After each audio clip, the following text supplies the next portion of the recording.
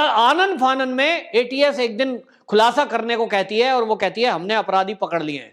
सवाल ये उठता है कि जो अपराधी उसने पकड़े हैं, भले ही उनको मीडिया के सामने ले आए एटीएस मुंबई, तो क्या गारंटी है कि वो असली गुनाहगार हैं? सचिन वजह जो एक होटल में रुका था 4 दिन 5 दिन, वो फर्जी आईडी के सहारे रुका था और उससे मिलने एक महिला आई थी जो 5 बैगों के साथ आई थी और ये माना जा रहा है कि उन्हीं 5 में से एक बैग के अंदर जिलेटिन की छड़ें थी और बाकी 4 बैग में पैसे थे और पैसों को गिनने की मशीन भी बाकायदा वो महिला साथ लाई थी। क्योंकि मुंबई पुलिस एक शातिर अपराधी की तरह काम कर रही है, उसके पास कानून की जानकारी है, उसके पास सब पुलिस की व्यवस्था है और उसके पास नेताओं का संरक्षण है कि ये जो दलालों का नेक्सस चल रहा है पूरा का पूरा, इसमें लगभग पूरी सरकार इन्वॉल्व है। नमस्कार, मैं हूं पवन त्यागी। महाराष्ट्र में मुकेश अंबानी के घर के बाहर विस्फोटक से भरी हुई गाड़ी मिलने के मामले को लेकर एनआईए जांच कर रही है और आए दिन नए नए खुलासे होते हैं। हाल ही में जो एनआईए है वो सचिन वाजे की जांच में इस नतीजे पर पहुंचा कि सचिन वाजे जो एक होटल में रुका था 4 दिन 5 दिन, वो फर्जी आईडी के सहारे रुका था और वो होटल ट्राइडेंट में 16 फरवरी से लेकर 20 फरवरी के बीच फर्जी आधार कार्ड के बेस पर रुका था और वहीं उससे मिलने एक महिला आई थी जो 5 बैगों के साथ आई थी और ये माना जा रहा है कि उन्हीं 5 में से एक बैग के अंदर जिलेटिन की छड़ें थी और बाकी 4 बैग में पैसे थे और पैसों को गिनने की मशीन भी बाकायदा वो महिला साथ लाई थी। पैसे इतने थे वो 4 बड़े बैगों में भर के लाए गए थे। अब आप कल्पना करिए कि 2000 के नोट या 500 के नोट होंगे और जिनको गिनने के लिए मशीनों की जरूरत पड़ी, तब वो कितनी मात्रा में पैसे होंगे और ये पैसे किस एवज में दिए जा रहे थे, जिलेटिन की छड़ों का क्या रोल था, ये सारा राज अभी खुलना बाकी है। लेकिन अभी तक की जांच में जो एनआईए नतीजे पर पहुंची है और जो चीजें जो मुंबई पुलिस कमिश्नर थे पूर्व परमवीर सिंह, उनके हवाले से जो खुलासा हुआ है और देवेंद्र फडणवीस ने भी जो खुलासा किया है, इन सबसे तो यही लग रहा है कि मुंबई के पुलिस के अधिकारी ये उगाही का एक बहुत बड़ा व्यापार चला रहे थे और उगाही के इस धंधे में बड़े बड़े उद्योगपतियों को भी वो डरा धमका रहे थे। किसी को हत्या की धमकी, किसी को आतंकवादी की धमकी और फिर उससे सुरक्षा करने की गारंटी। इस तरह की चीजें कुछ खुलकर सामने आ रही हैं। अंदर से जो खबरें हैं वो ये बता रही हैं कि जितने भी जो मुंबई के अंदर होटल हैं, पब हैं, मटका चलाने वाले हैं, यहां तक कि सट्टेबाज हैं, 2 नंबर का धंधा जो भी करने वाले हैं, ड्रग का कारोबार करने वाले हैं, इन सब का खुलासा सचिन वजह के घर से एक डायरी बरामद हुई है और उस डायरी में बाकायदा होटलों के फोन नंबर, एड्रेस, नाम भी दिए गए हैं।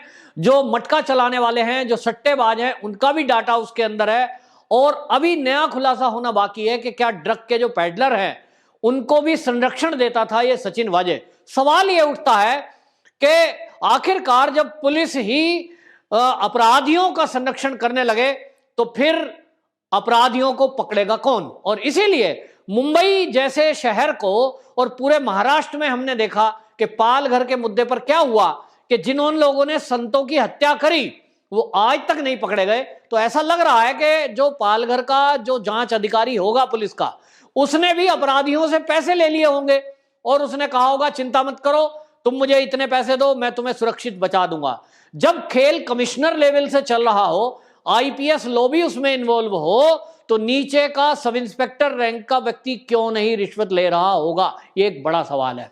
एनआईए जो जांच कर रही है वो आतंकी घटना को लेकर और जिलेटिन की छड़ों को लेकर कर रही है। मामला यह भी खुलासा होना बाकी है कि अगर होटल के अंदर सचिन वजह 5 दिन रहा, ट्राइडेंट होटल में, फर्जी आईडी से क्यों रहा? उसने 4-5 फर्जी सिम कार्ड भी मुहैया कराए थे जो गुजरात के नंबर थे।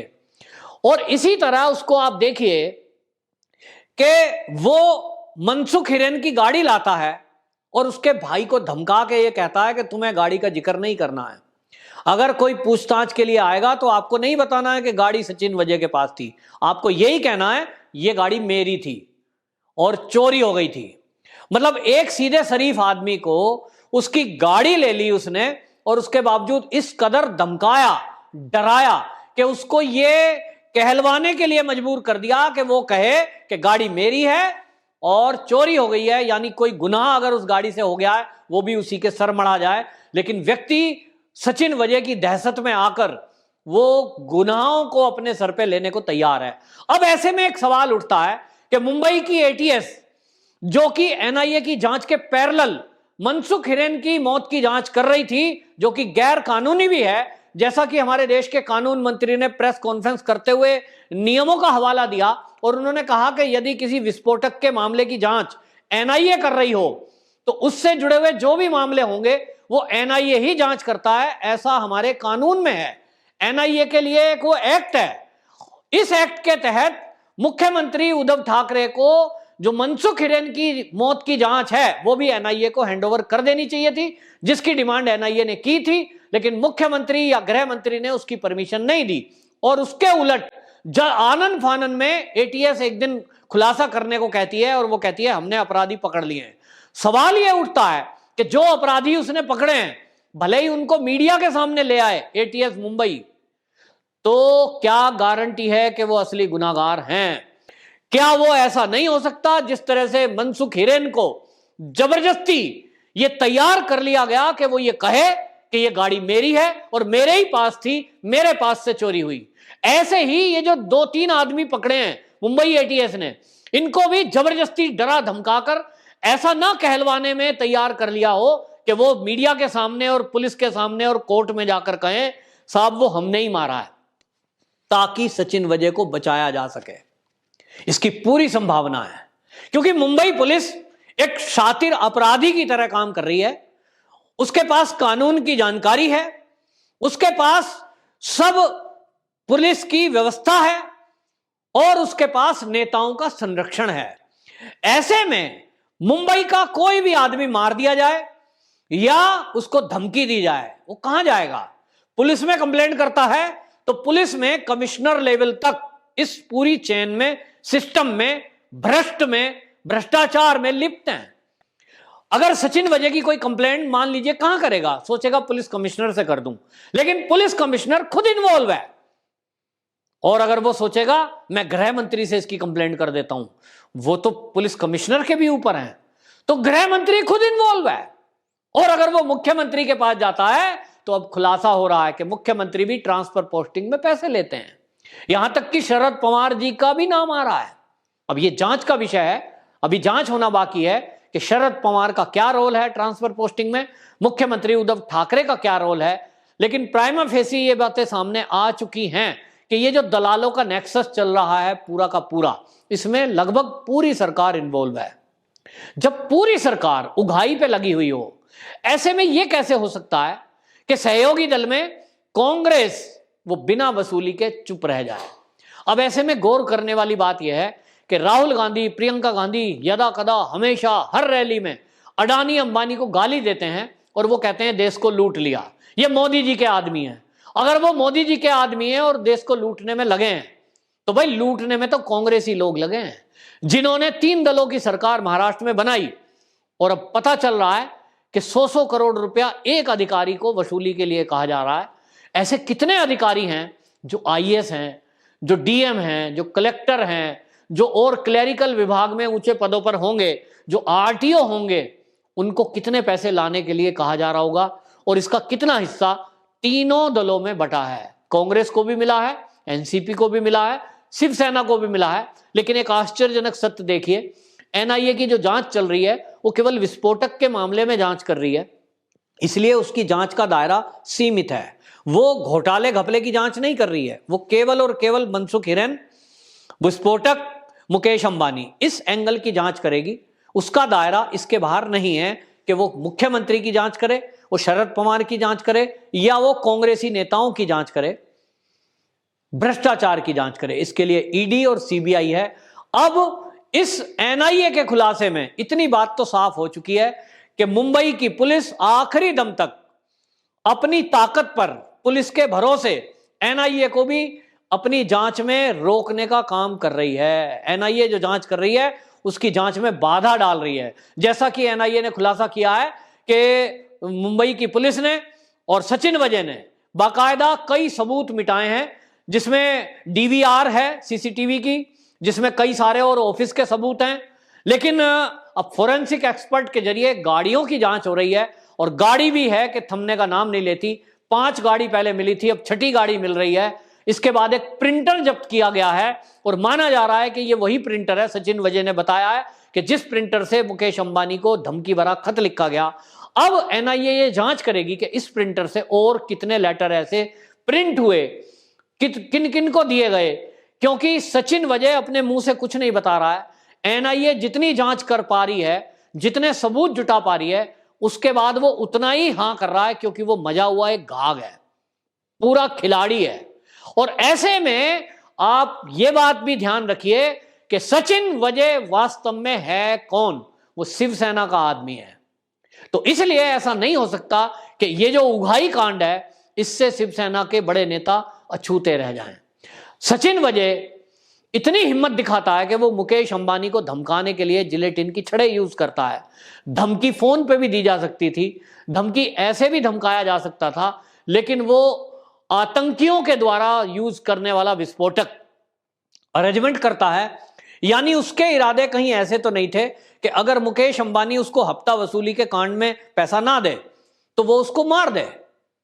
ये खास बात एनआईए जांच करने में लगी हुई है, और इसलिए एनआईए को अभी खुलासा करने में देर लग रही है।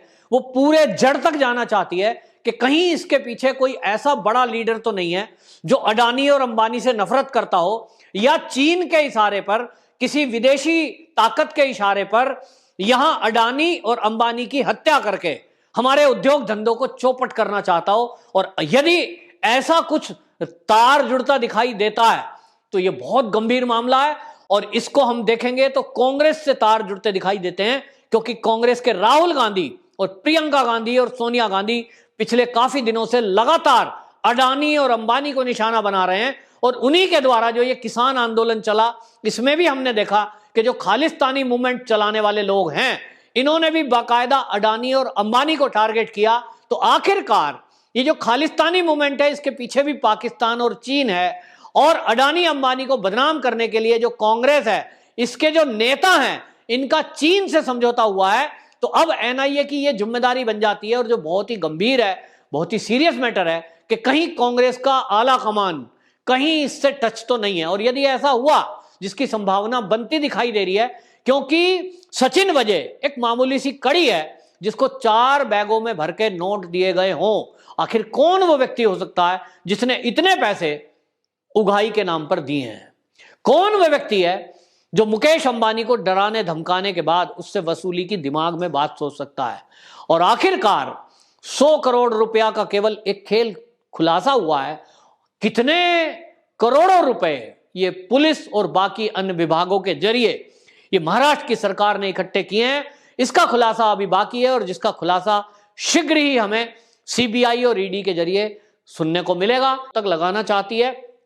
और इसीलिए एटीएस को बीच में लाके एनआईए को डिस्टर्ब कर रही है, और इसीलिए सीबीआई के जांच को परमवीर सिंह सुप्रीम कोर्ट गए हैं, क्योंकि उनके दिमाग में ये आता होगा कि अगर सीबीआई ने हैंडओवर कर लिया तो ये सारे केस सीबीआई को ट्रांसफर हो जाएंगे, और तुम्हारी कहीं ना कहीं एक जान बच जाएगी फिलहाल के लिए, क्योंकि सीबीआई लंबी जांच करता है और तब तक आपको लूट खसूट की छूट मिल जाएगी।